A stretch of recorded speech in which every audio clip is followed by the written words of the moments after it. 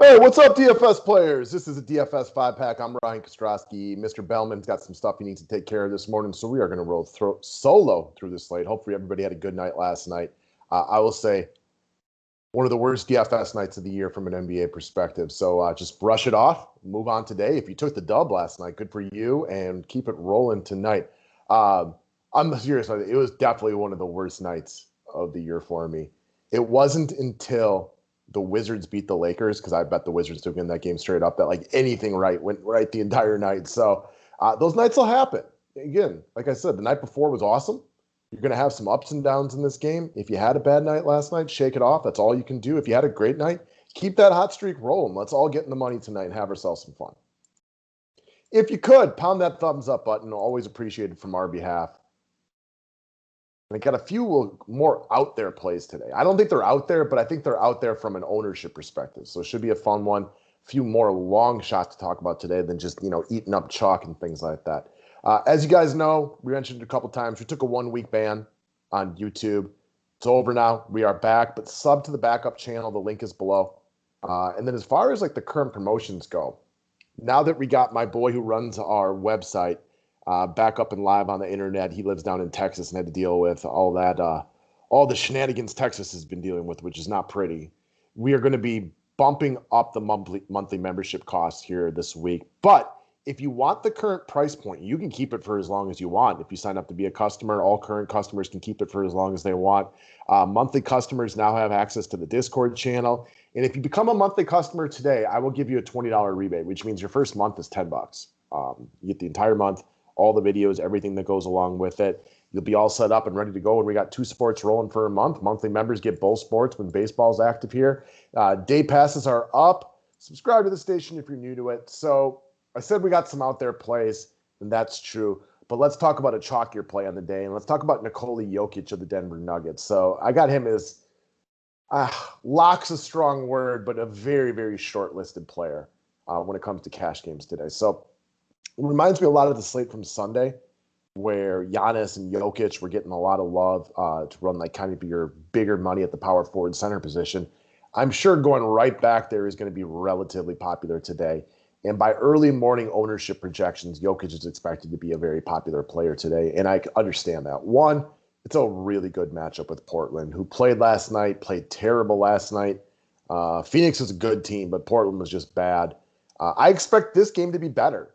You got Denver coming home off of a 4-game road trip, played a really lackluster poor game the other day. I like that for a guy like Jokic. I like really, really good players when they play awful the day before. And he was just uninspiring, not aggressive. He was a little bit off the other day against Atlanta. I expect a better performance from here for this season. It kind of lines up with a lot of what we know about Jokic for his career. He is just better at home. He has 7 DK points better at home this season, which has kind of been a thing for him throughout the majority of his career. He plays better in Denver.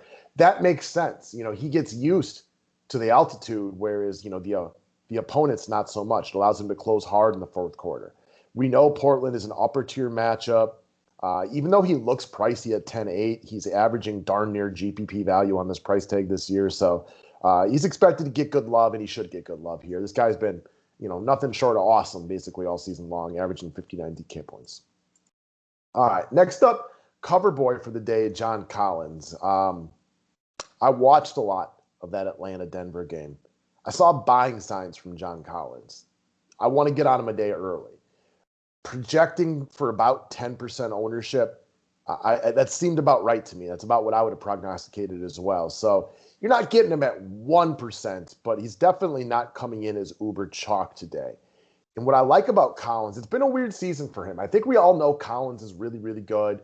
We heard the rumors about, the clash with Trae Young in practice, and then it seemed like they weren't vibing, and Capella's kind of taken over a lot of the big rebounding numbers and things down there.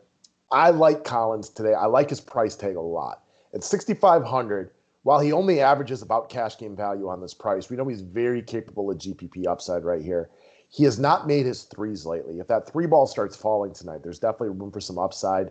And the other thing I like right here is Clint Capella has kind of been the man in the middle. It's forced Collins to be a little bit more of a perimeter-oriented player, although he's good everywhere on the court, in my opinion. Capella's going to have to deal with Jared Allen today. There's going to be a lot of banging down there between the young stud centers. And I just think that gives Collins a little bit more free reign to possibly pick up a little bit of the slack on the rebounding as, Clint Capella is forced to do a little bit more boxing out today potentially. I think if he can get his three ball to falling, that's where the premier upside comes from. We know that Cleveland is not a fast-moving team necessarily, but without Drummond, I expect their pace to consistently pick up. You got Garland and Sexton healthy with Chetty out there. There's no Kevin Love and things like that. I know he hasn't been there all season. I just expect there's a potential for Cleveland pace to pick up, but we know they're also terrible defensively. So I think Collins is a good spot here. He's been a little up and down this year, much like the next pick as well. This is a guy that he's a little streakier, and I think we're getting him like a little early on the streak here.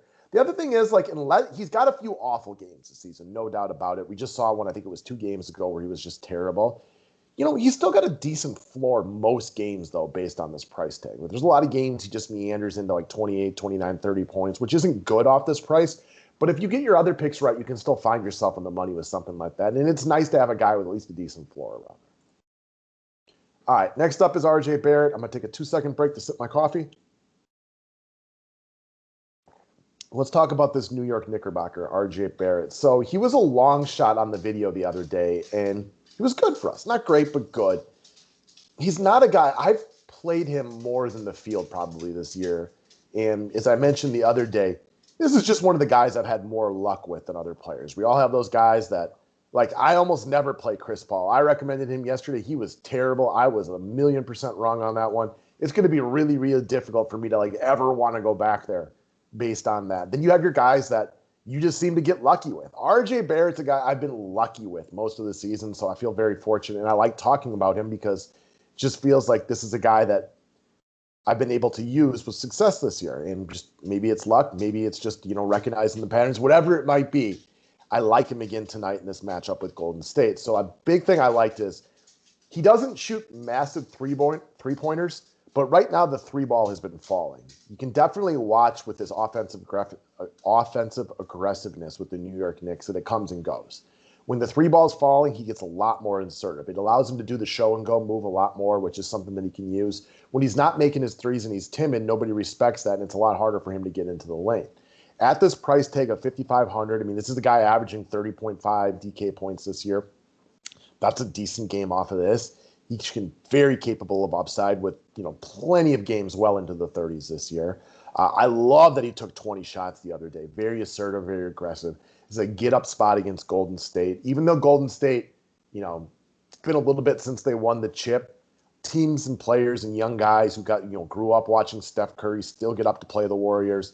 They play fast basketball. It's a good spot for him. I'm sure Randall will be out there dealing with Draymond Green defense for a good portion of the day, just meaning that a guy like RJ Barrett might have a slightly easier pathway towards success. For me, it's a lot about the pace, too. If Golden State gets a couple of their big men back tonight, it is possible that they're going to be running just a little bit slower, but they're still a decently priced game. I expect this game to be competitive, and that means I think you get 4 quarters of this young man, which is really, really important to me. We saw last night with just the preponderance of blowouts throughout the league. It sucks when your guys lose run, right? There was a bunch of games last night where guys lost run. I expect this one to be a game. Doesn't mean it will be, but I expect this to be a competitive game. All right, next up, let's move over to the long shots of the day. And again, I know we've said this before, but we'll say it again. Long shot can mean a couple of different things. So this is Paul George. Paul George is not a long shot to play, and he's not a long shot to play well. He is, however, a long shot based on his current projected ownership, which is coming in at under 1%. So a lot has been made about the minutes restriction. One, I massively agree with the handling of him last game. It's not up to me, but I'll take the side of a bunch of the media narratives the last couple of days that he can play 33 minutes, but if he plays 35, his leg is going to fall off. I don't think so. That's just not the way I view it. So I did not like the way they handled it, but I think all the talk about that has definitely kept his ownership way down. So he did play 33 minutes, and he balled in that game. He gets to play Washington tonight. And even though Washington is playing a lot better, thank you for winning that game last night against the Lakers. Really the only thing I got right the entire day, so that felt nice. But Washington is playing a lot better, which, one, gives you a better opportunity for this game to be a really, really good game.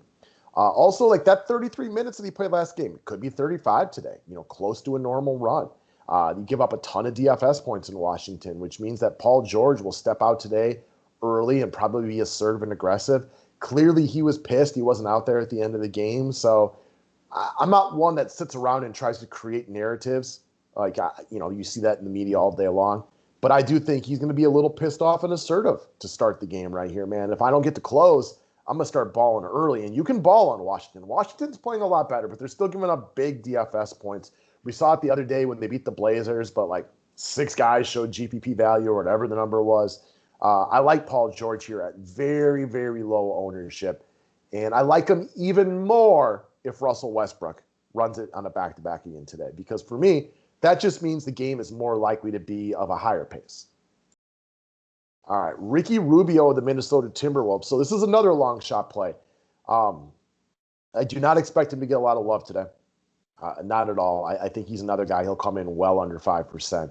But I like the potential for upside right here for a couple of reasons. One, Milwaukee's all pace, and you can definitely get points against them. They can play fast. In a best-case scenario, Milwaukee grabs like a 10 to 15-point lead, and it just kind of meanders around that all game.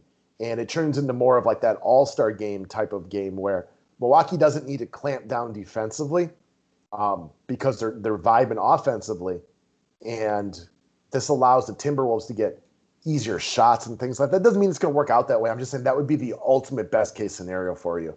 Right now, the Wolves are playing a little better basketball. Doesn't mean this game's going to be competitive, but I will give them the benefit of the doubt that this game will be competitive-ish to the point that everybody gets to see, if not their full allotment of minutes, close to their full allotment of minutes. We know that D'Lo's out and Malik Beasley has been struggling for the majority of the last few games. Rubio is due for one of those big steals games. We haven't seen a lot of them this year, but we know this is a guy that, routinely throughout his career, and maybe he's a step slower this year. He's a little bit older. He would throw out the 3, 4, 5, 6 steals games. So he's got that in his back pocket, which we haven't seen lately. But more importantly, he's going to get wide open threes today. Milwaukee is not going to respect his three-point shooting for good reason. He's not a great three-point shooter. He's better than he was when he first got into the league, but, he is not a great three-point shooter. And the Bucks will leave him wide open. Well, in 2 of the past 3 games, Ricky Rubio's made 3 threes, which means that he's feeling a little bit better about his outside shot right now. It's falling. And this could be another one of those games where that he'll get a few assists.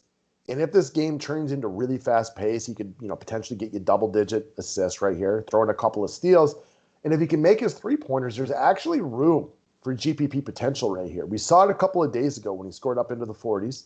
We know he's a good DFS player when he's given the opportunity. With no D'Angelo Russell, he becomes more that distributor where he can get the ball to some of the young guns, to the Malik Beasleys, to the Karl Anthony Towns of the world, and then get his wide-open threes. And if he can make them tonight, there's actually real room for growth and upside potentially right here. So he's another one. I think you get him at under 5% tonight would be my guess. Low ownership, not a guy a lot of people are going to use. He falls into that mid-tier pricing that gets overlooked a lot. So from a long shot perspective, I like it. Not somebody I'd put in a cash lineup, not somebody I'd put in a core of GPP players. But like if you run a 3-entry max, for example, like I do a lot of nights, I would probably play him in one of those lineups in my utility spot or in my guard spot. So that's what I got for today, guys. Thank you very much. We'll be able to talk about more stuff later on. Have yourself a wonderful Tuesday. Hit that thumbs up button, and I'll see you guys soon.